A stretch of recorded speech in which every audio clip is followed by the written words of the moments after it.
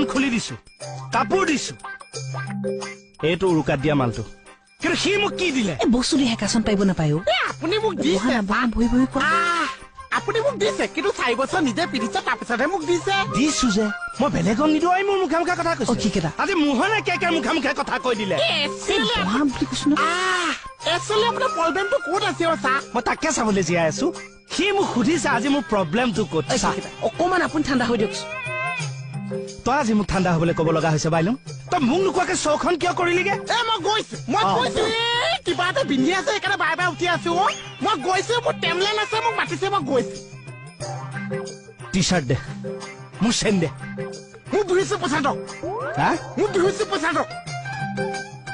গোটেই সোপা আজি সূতা মূলা আদায় কৰি দিম, লাগিলে জমা ৰাখিম, দ্বিতীয় দিন মই খুজিম। চব্জি আছো সি মোক গ'ল না নাহিলে।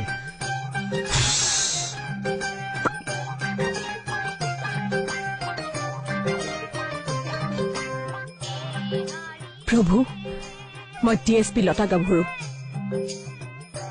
জীৱন বোধ থকা পুলিচ অফিচাৰ। মই কনকলতাৰ মূলা গাভৰু তেজ আছে মোৰ গাত। বুকুত মোৰ বহুত সাহস আছে, কিন্তু মই মৰিবলৈ ভয় কৰো। জন্ম হবলৈ ভয় নকৰিছে, মৰিবলৈ আকৌ ভয় কৰিছে। ৰাকেশ নামৰ সেইডালে তন্ত্ৰ মন্ত্ৰ জানে। 3 বাৰমান মোৰ মৰা নামেই ললে। বচাবা প্ৰভু, জানাইতো মোৰ এটা ল'ৰা আছে। এনে বয়স কিমান হৈছে? মোৰ নে ল'ৰাটোৰ প্ৰভু? আপোনাৰ ল'ৰাটো? মোক আপুনি বুলি ক'ব নালাগে প্ৰভু। প্ৰভুৱে নকৈছে, মই মোহন আছো, মোহ আছে আদি।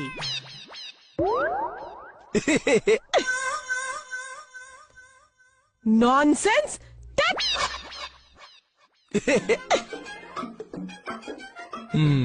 তাৰ মানে কমিটিখনে মোহনক ইনভাইট কৰিলে আৰু অনুষ্ঠানটোলৈ আপোনাক ইনভাইট নকৰিলে। আমাৰ শিল্পীগৰাকীয়ে সমিতিক মোৰ ওচৰলৈ আহিবলৈ নিদিলে। নেলাগে মানে আপোনাক নেলাগে? লাগে, শিল্পী আহিবলৈ নিদিলে নহয়। কেনেকে হ'ব? কমিটিখনক আপোনাক লগা হলে কমিটিখনে নিজে আহি আপোনাৰ লগত কথা পাতিলে হয়। তাৰমানে আপোনাক নেলাগে? তই যাচোন যা, তই যাচোন যা।